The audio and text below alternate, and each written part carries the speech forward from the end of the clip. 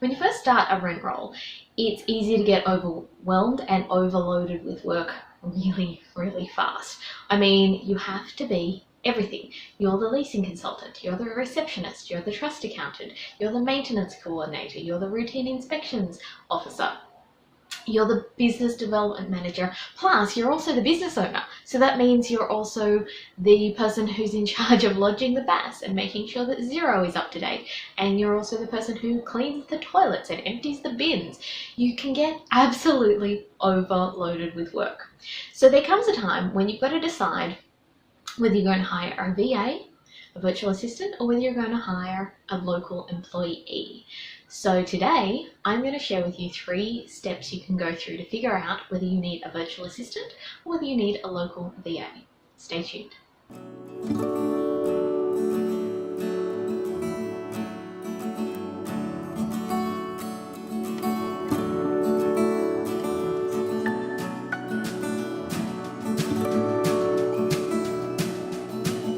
Hi, I'm Ellen from Rent Roll Starter, and today we're talking about whether you should hire a virtual assistant or a local employee as you start to grow your business. So there are 3 simple steps with this to figure out whether you need a local employee or whether you need to use a virtual assistant, or whether maybe you need to outsource altogether.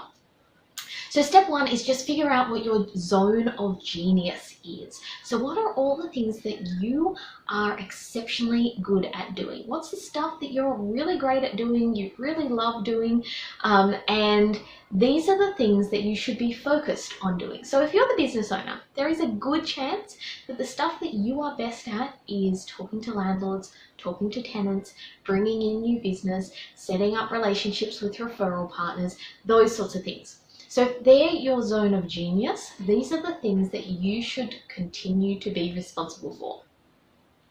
So this is step 1. Just figure out what your zone of genius is. What is the stuff that you love doing and that you do really, really well?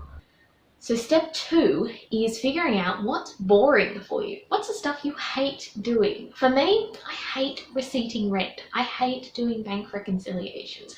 I hate all of that stuff. I'm not a numbers person, so I don't like doing it. But maybe for you, it's routine inspections. You get really bored doing routine inspections. Or maybe it's entry or ingoing condition reports. You just hate doing that stuff.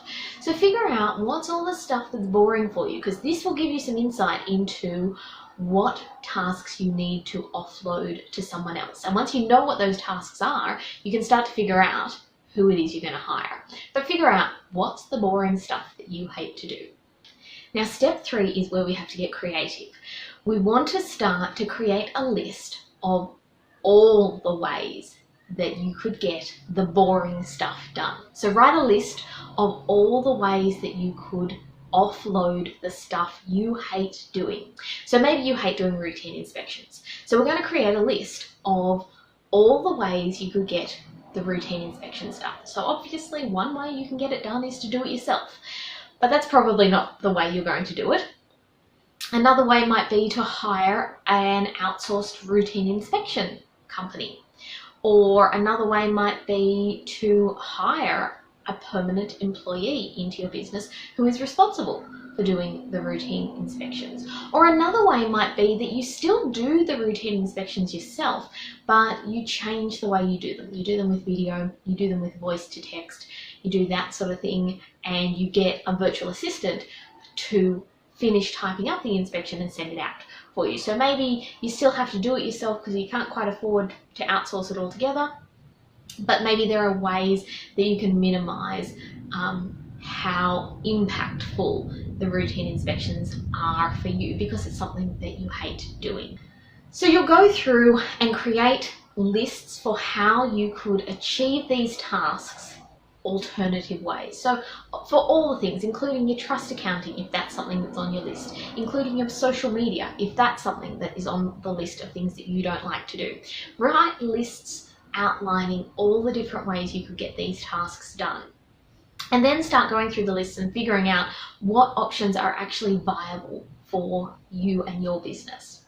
Now, I've actually created a free report that you might find useful, which is the 4 questions you must ask yourself before hiring a virtual assistant, outsourcing, or hiring a local employee into your business. So if you want to access that, I'm going to put that in the link below so that you can just go and download that free report. It'll take you through the 4 questions you should ask yourself so that you can figure out what your next step is. Because I know that when you first start a rent roll and you're doing everything yourself, you get to a stage where you just can't do it all.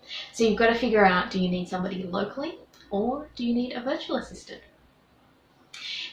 I'm Ellen from Rent Roll Starter, and I look forward to hearing from you when you finally hire a virtual assistant or a local employee into your business. So comment below, let me know what you've ended up doing, or hit me up on Instagram or Facebook and let me know what it is that you've implemented into your business. Don't forget to download the free guide on the 4 questions you must ask yourself before hiring a virtual assistant or a local employee. I'll see you in the next video. Bye.